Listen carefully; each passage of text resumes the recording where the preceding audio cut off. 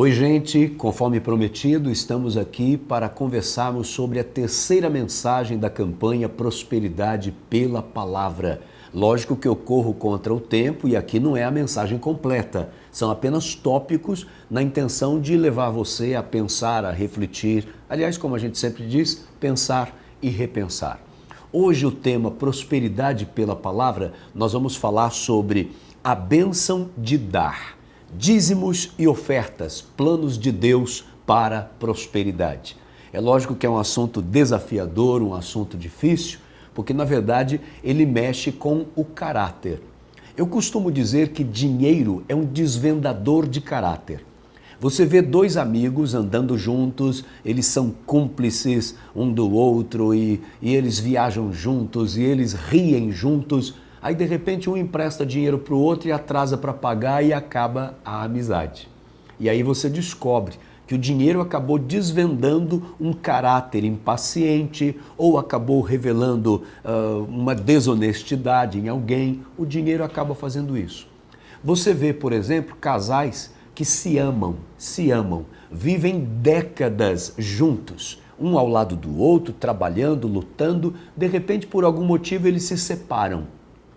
E começam até a acertar direitinho essa separação. Mas quando entra dinheiro na jogada, quando entra a partilha dos bens, aí você começa a ver a discussão, me desculpe a expressão, mas em alguns casos até a baixaria. Alguns começam a usar os filhos, aqueles que são frutos daquele amor, daquele relacionamento, um acaba jogando o filho contra o pai ou contra a mãe na intenção de obter benefícios financeiros.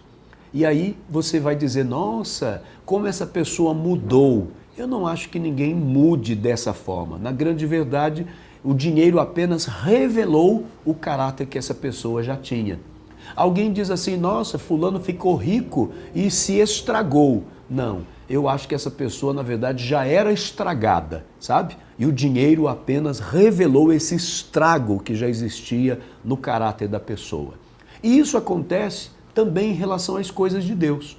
Eu entendo que o próprio Deus, ele usa o caráter como uma forma de, ou melhor, o dinheiro como uma forma de revelar o caráter da pessoa no relacionamento com ele. Tem gente que é apaixonado pela igreja, é apaixonado pela palavra de Deus, pelas coisas de Deus, e o pastor é maravilhoso e a pastora é extraordinária porque trouxe uma mensagem que restaura a família, uma palavra que abençoou no relacionamento conjugal e uma palavra que trouxe incentivo na vida profissional. Aí o dia que esse mesmo pastor prega sobre dízimo e oferta, acabou o relacionamento de amor, de paixão dessa pessoa com o pastor ou com a igreja. Essa igreja não é tão boa como eu imaginava e a pessoa vaza, a pessoa vai embora porque tratou num assunto que ela não gosta. Você acredita que eu prego a palavra de Deus há 30 anos e eu já vi muitas vezes pessoas se levantarem no meio do culto porque eu estou falando sobre a bênção de dar, estou falando sobre dízimo ou sobre oferta e a pessoa não quer ouvir sobre aquilo e ela levanta e vai embora? É impressionante isso. Então eu entendo que o dinheiro ele é sim um desvendador de caráter. Vamos falar um pouquinho, e espero que esse pensamento leve você a refletir um pouco mais. Vamos refletir, por exemplo, sobre dízimo. É uma instituição divina e não humana. Eu acho que esse tipo de comentário, na verdade, serve para começar essa conversa e serve até para encerrar. Porque se é uma instituição divina, não tem como a gente discutir isso meio que discordando, sabe? Eu fico às vezes impressionado com a fúria de algumas pessoas em defender a inexistência do dízimo no Novo Testamento ou nos nossos dias. Eu confesso para você que eu fico assim meio espantado. Não que eu não acho que não deva se discutir. Vamos discutir, mas com um certo respeito. Às vezes eu vejo algumas pessoas falando contra o dízimo, mas parece que elas falam isso enfurecidas, sabe? Elas falam assim meio bravas. Não, por isso que eu estou chamando você para a gente refletir. E uma das coisas que eu chamo você para refletir é com base nesse versículo. O Senhor Jesus, em Mateus capítulo 23, versículo 23, ele faz um comentário sobre os fariseus terem uma preocupação muito exagerada em trazer o dízimo das hortaliças. Mas apesar deles trazerem dízimo das hortaliças, que era algo realmente assim minucioso, acho que era difícil, né, de tirar dízimo das hortaliças, e de repente eles não observavam outros 3 preceitos importantes da lei, que era a justiça, a misericórdia e a fidelidade. E aí Jesus termina dizendo assim: vocês devem fazer estas coisas. Que estas coisas? Ser minucioso em separar o dízimo das hortaliças. Aí ele diz, porém, sem omitir aquelas. Esse seria o prato cheio para Jesus dizer assim: vocês não precisam mais dar o dízimo. O dízimo não é a coisa mais importante. O dízimo não importa mais agora. O importante é que vocês tenham a justiça, misericórdia e fidelidade. Mas Jesus não disse isso. Ele apoiou a existência de uma, confirmando também a outra. Por isso eu digo que Jesus referendou a respeito do dízimo. E eu confesso, eu não sei por que isso se transforma em cavalo de batalha na mente das pessoas e elas brigam, não, por que não? Mas como que não? A outra questão é a seguinte: propósitos do dízimo: demonstrar a nossa fidelidade à palavra de Deus. Segundo, manter a obra de Deus.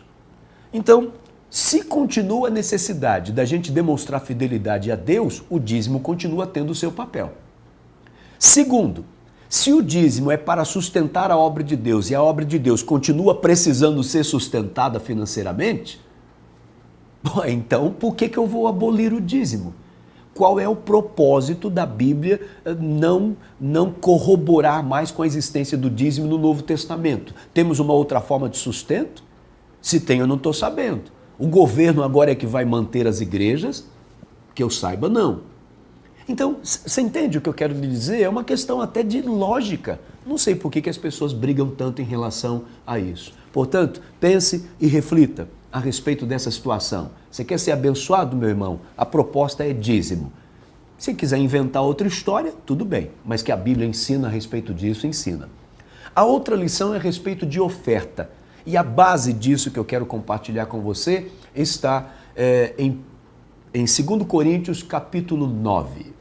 Esse capítulo talvez seja um dos que traz assim esse assunto de oferta de forma condensada e ao mesmo tempo bastante clara.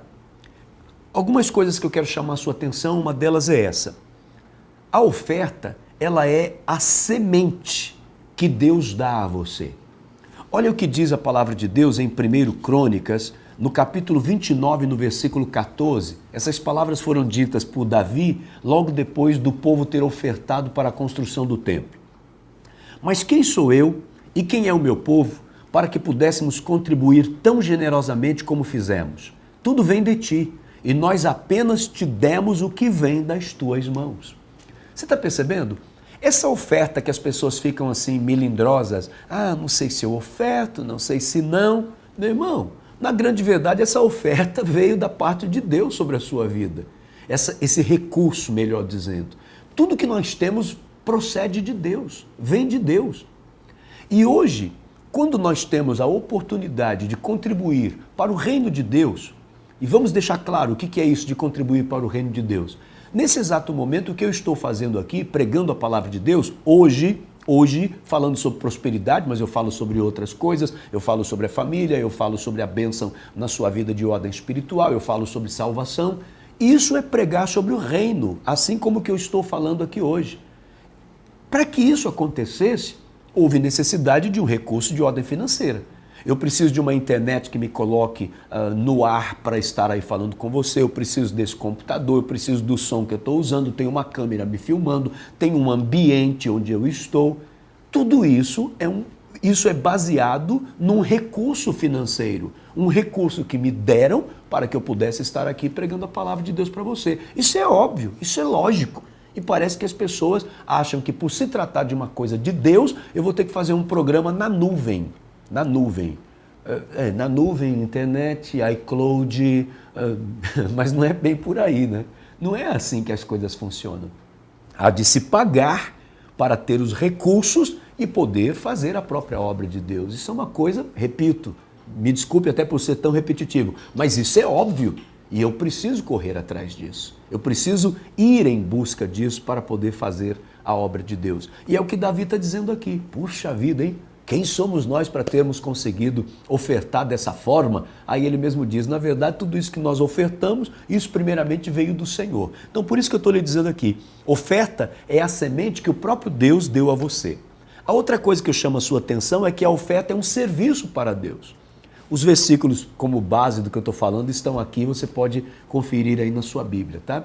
Mas é isso também que a palavra de Deus nos ensina em 1 Coríntios, na verdade no versículo 12, 2 Coríntios capítulo 9, versículo 12, e depois nos fala sobre uma recompensa em 1 Coríntios 15, 58. Primeiro diz que a oferta é um serviço para Deus. E em 1 Coríntios 15, 58, está nos dizendo que todo serviço para Deus é recompensado. O nosso trabalho para Deus não é em vão, o nosso trabalho para Deus não é inútil. Então pense nisso.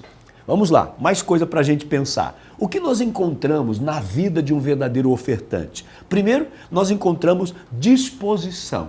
Quem oferta para o Senhor, ele faz isso de forma disposta. Ele não faz isso coagido, com cara feia, emburrado. Ele faz isso com disposição. Depois ele faz isso com dedicação, ele faz o seu melhor, ele faz com zelo, ele faz com alegria naquilo que ele está fazendo. E por último, não que seja apenas isso, mas essas três que eu escolhi para falar com você hoje, ele faz isso de forma determinada. E aqui eu quero chamar a sua atenção. Essa determinação, esse versículo quando diz que ele faz isso conforme ele determinou no seu coração, precisamos entender coração dessa forma aqui, ó, como sede de inteligência, como vontade e sentimento. Essa sede de inteligência é você ofertar e você ter razão naquilo que você está fazendo. Ou seja, primeiro você vai me ouvir. Você, por exemplo, congrega na minha igreja, você participa do meu ministério, você vai ter que observar meu ministério. Isso é uma coisa de inteligência. Você tem que saber quem sou eu. Você tem que conhecer a minha história, sabe? Vai ser muito difícil você não me conhecer de forma alguma e falar assim, vou investir no ministério desse camarada, mas você não sabe quem sou eu. Não é? Agora, quem está por perto de mim vai conhecer que eu prego a palavra de Deus há mais de 30 anos, que eu tenho hoje uma igreja com mais de 3.500 membros, que eu sou o líder da igreja quadrangular nesse estado, então eu tenho uma história. Eu vivo numa cidade que, apesar de ser uma capital, todo mundo se conhece, então as pessoas sabem quem sou eu.